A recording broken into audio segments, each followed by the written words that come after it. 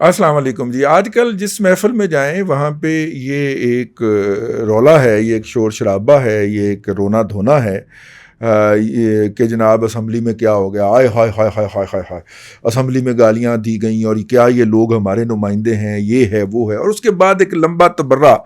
اور پھر کچھ لوگ جو ہیں وہ یہاں تک بھی چلے جاتے ہیں کہ اتنے پیسے خرچ ہو رہے ہیں پارلیمنٹ کے اوپر، اور اس کا کیا فائدہ ہے جہاں پہ اس طرح کے لوگ بیٹھے ہیں. میں نے باوجود اس کے اوپر کوئی بات نہیں کی ہوں، کیونکہ میں اس تمام باتوں کو ایک ابلاغی پروپیگنڈا سمجھتا ہوں. اسمبلی میں نہیں ہونا یہ تو اور کہاں ہونا. اب آپ دیکھیں اس بات کے اوپر آپ کیسے اچھل کے پڑھیں گے. یہ کام بھائی جان اسمبلی میں نہیں ہونا تو کہاں ہونا ہے. یہ بات میرے ذہن میں تھی لیکن میں نے اس لیے نہیں کی کیونکہ میں انتہائی اس معاملے میں اقلیت میں ہوں. تو ہمارے ایک بہت ہی معزز، شستہ، شائستہ اور لرنڈ فیملی کے چشم و چراغ ہیں جناب حماد غزنوی صاحب. ان کی ذاتی شرافت اور اس کے حوالے سے کوئی جو لوگ ان کو جانتے ہیں، میڈیا کے لوگ اکثر ان کو جانتے ہیں، اور جو ان کا بات اور گفتگو کرنے کا انداز جو ہے اور جس تحمل اور دھیمے پن سے یہ وہ گفتگو کرتے ہیں، اس کے بارے میں تو دوسری رائے ہو ہی نہیں سکتی. اور ان کے ساتھ گزشتہ دنوں ملاقات ہوئی تو انہوں نے ایک بڑی کمال کی بات کہی، اور وہ ان کی اس گفتگو بات کے بعد جو ہے وہ میرے دل میں یہ تحرک پیدا ہوا کہ میں انہوں نے تو دوستوں کی محفل میں بیٹھ کے کہی، لیکن میں نے وہاں سے وہ بات اٹھائی اور میں آپ کی خدمت میں حاضر ہو گیا. اور یہ جو میں نے فکرہ کہا ہے کہ یہ اسمبلی میں نہیں ہونا تو اور کہاں پہ ہونا ہے. اسمبلی جو ہے یا پارلیمنٹ جو ہے وہ قوم کے اجتماعی مزاج کا اظہار ہے، قوم کی اجتماعی رائے اور اجتماعی مزاج کا اظہار ہے. تو اس کا مطلب یہ ہے کہ خرابی یہاں پہ نہیں ہے، خرابی کہیں اور پہ ہے. پہلے تو ہم اس بات کے اندر جائیں نا کہ یہ جو لوگ یہاں تک پہنچے ہیں یہ اسی معاشرے سے اٹھ کے گئے ہیں نا. یہ کوئی ریجمنٹڈ نہیں ہے کہ اباؤٹ ٹرن کریں تو وہ 180 ڈگری کے اوپر پیچھے مڑ جائیں گے. یہ مختلف خیالات لوگ ہیں اور وہ ان تمام کلرز کو، آراء کو، کلچر کو، سویلائزیشن کو، ان سویلائزیشن کی نمائندگی کرتے ہیں ہمارے جو قوم کے پورے مزاج کے اندر جب 22 کروڑ لوگوں کے اندر پایا جاتا ہے. اب اس نمائندگی کے اندر ڈسٹورشن ہے، کہاں تک ہے اس کو ہم سائیڈ پہ رکھ دیتے ہیں، اس کو ہم ڈسکس کریں گے یہاں پہ، لیکن اس کو ہم اس طرف لے کے آتے ہیں کہ یہ کیوں ہوا. کیونکہ یہ عمومی مزاج کا اظہار ہوا اور یہ یہاں پہ ہونا چاہیے، کیونکہ قوم کا جو آؤٹ برسٹ ہے وہ پارلیمنٹ میں ہونا چاہیے نا، کیونکہ وہاں پہ لوگوں کی رائے کے اوپر بات ہوتی ہے. بات تو تب خراب ہوتی ہے نا جب پارلیمنٹ سے باہر نکلتی ہے.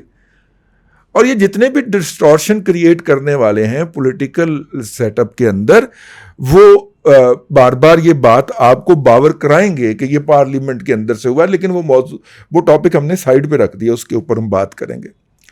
ان لوگوں نے اور کہاں پہ جا کے اپنا یہ آؤٹ برسٹ کرنا ہے؟ نجی محافل میں. تو کیا نجی محافل میں یہ کام نہیں ہوتا؟ ٹھیک ہے، دل پہ ہاتھ رکھ کے کہیے کہ جب بچے ادھر ادھر ہو جاتے ہیں اور آپ احباب کے اندر بیٹھے ہوتے ہیں تو کیا وہاں پہ یہ زبان استعمال نہیں ہوتی؟ اگر ہوتی ہے پھر دوسری بات پہ آئیے، آپ ایک ٹویٹ کر دیجئے. کیا 2013 کے بعد اور 2016 سے بڑی شدت کے ساتھ یہ نہیں ہو گیا کہ آپ ایک ٹویٹ کرتے ہیں اور اس کے نیچے کس کس نسل کی گالیاں بکی جاتی ہیں؟ اس کے اوپر تو ماؤں کو رونا نہیں آیا، اس کے اوپر تو کسی کی جان نہیں جاتی. اس وقت پاکستان کے اندر 10 کروڑ لوگ سوشل میڈیا استعمال کرتے ہیں. محتاط اندازے کے مطابق 8 کروڑ ہے، میرے خیال کے مطابق 10 کروڑ ہے. اس میں چلیں آپ اگر لوگوں کے 2 اکاؤنٹ، بعض لوگوں نے 10 بھی اور 400 بھی بنا رکھے ہیں، ان کو بھی شمار کر لیں تو چلیے 6-7 کروڑ کی ایک بڑی معقول تعداد استعمال کرتی ہے. اور ان میں سے ہر ایک کو کسی نہ کسی وقت کہیں نہ کہیں اس طرح کی زبان سے گزرنا پڑتا ہے، واسطہ پڑتا ہے باقاعدہ لکھ کے. وہاں پہ تو ہمارے مزاج کے اوپر کچھ نہیں آتا، فرق آتا. چونکہ یہاں پہ پارلیمنٹ پہ تبرہ کرنا مقصود ہے تو لہذا ہم اس بات کو لے کے دوڑ پڑے. کتنے لوگوں نے آج تک یہ اپلیکیشن دی ہے اس وہاں پہ پی ٹی اے کو کہ جناب یہ، یا ایف آئی اے کے سائبر کرائم کو کہ جناب یہ بندہ جو ہے یہ مجھے مسلسل گالیاں بک رہا ہے تو لہٰذا اس کے خلاف کارروائی کی جائے. کتنے لوگوں نے اپلیکیشن دی؟ میرا خیال ہے کہ تعداد ہزاروں میں نہیں ہوگی، شاید سینکڑوں میں ہو. تو یہ مزاج جو ہے جو گزشتہ 5 یا 7 سال سے اس قوم کے اوپر سوشل میڈیا کے ذریعے مسلط کیا گیا ہے، ان کے لاشعور کا حصہ بنا لیا گیا ہے، اس نے کہیں نہ کہیں تو آؤٹ برسٹ کرنا ہے، اس نے کہیں نہ کہیں تو ڈسپلے ہونا ہے. تو وہ ہوا. ٹھیک ہے، پھر آپ کہہ رہے ہیں یہ کیا ہوا؟ نہیں، یہ ہونا تھا. This was bound to happen. اور یہ ابھی اس کے نئے نئے شاہکار آئیں گے.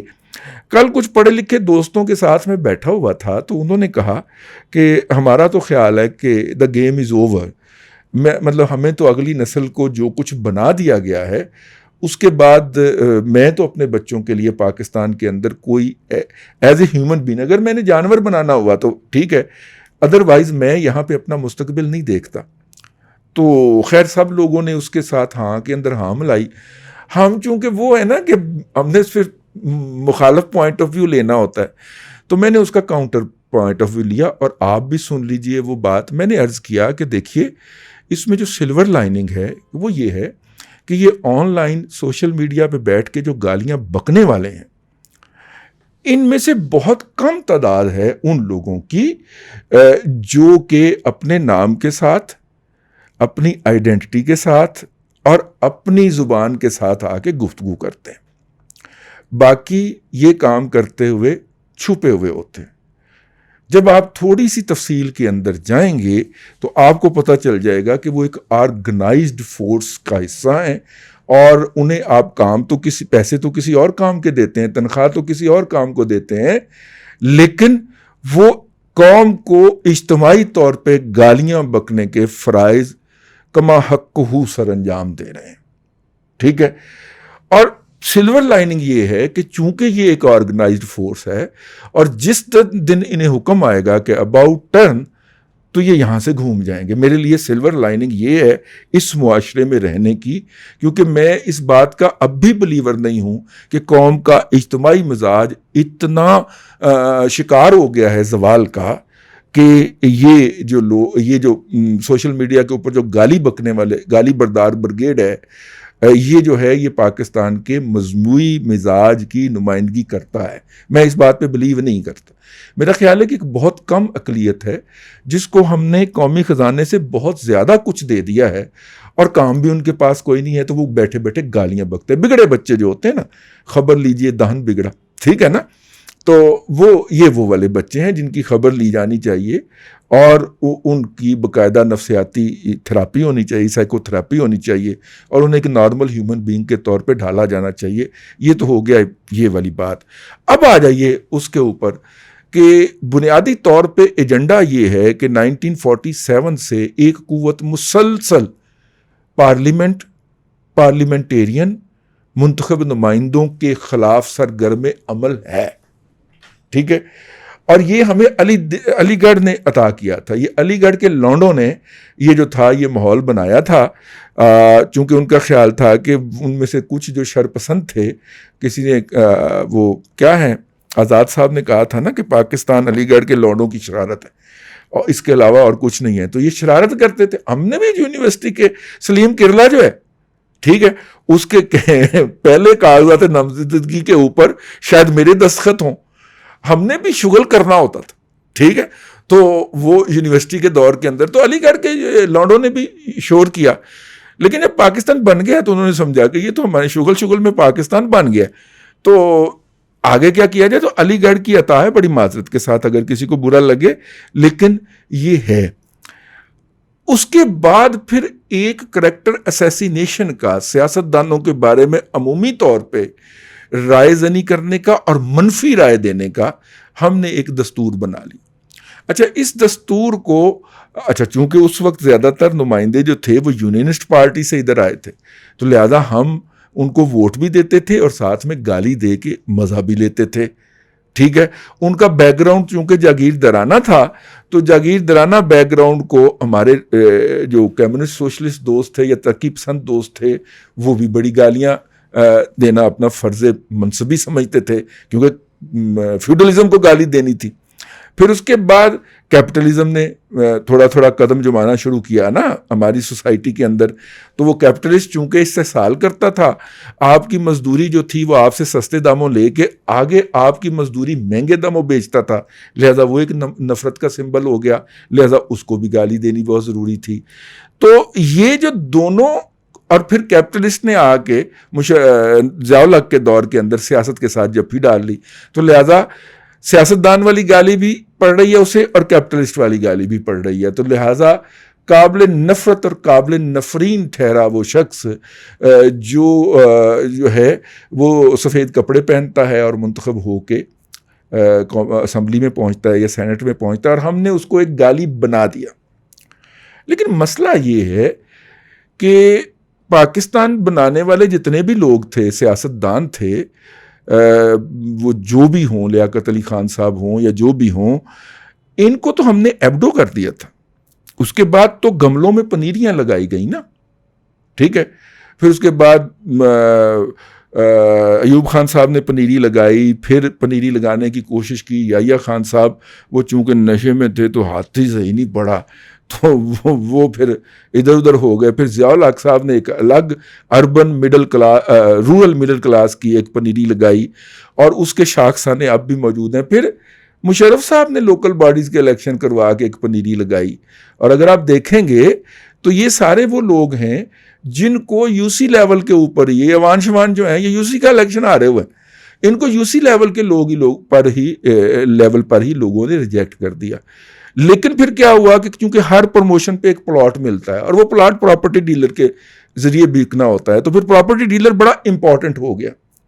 ٹھیک ہے, اور پراپرٹی ڈیلر پھر امپورٹنٹ ہوا تو پھر جب اس نے خوشحالی ہمارے اوپر برسائی تو پھر ہم نے بھی خوش ہو کے, جن کو پلاٹ ملتے ہیں ہر پروموشن کے اوپر, انہوں نے بھی خوش ہو کے ان کو کہا جا پتر تو بھی سلیکٹ ہو گیا, اچھا تیری بیوی سلیکٹ ہو گئی, اچھا یہ ہو گیا, اچھا وہ ہو گیا.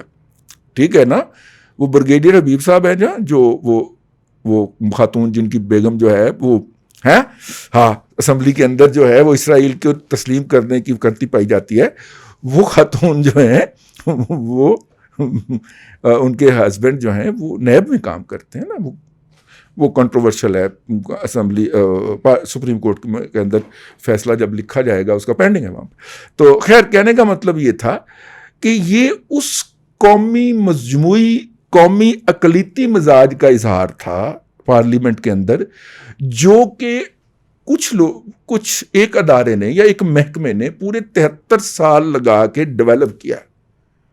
ٹھیک ہے, اور سوشل میڈیا پہ اس کا اکثر اظہار ملتا ہے, اس کے اوپر ہم صرف بلاک کرنے پہ کرتے ہیں. ہم اپنی منافقت کے اوپر ذرا نظر ڈال لیں. پارلیمنٹ میں ہوا ہے تو لوگوں کو موقع مل گیا کہ پارلیمنٹ جو کہ قوم کے مجموعی رائے کی نشاندہی یا نمائندگی کرتی ہے اس کے اوپر تبرہ کریں, اور وہ پھر ہتھیار لے کے میدان میں اتر آئے ملکہ جذبات بہار بن کے. منافقت چھوڑیے, معاشرے کے اندر در آنے والی نئی حقیقتوں کو تسلیم کیجیے. اللہ آپ کو آسانیاں عطا کرے اور آسانیاں خلق خدا میں تقسیم کرنے کی توفیق عطا کرے.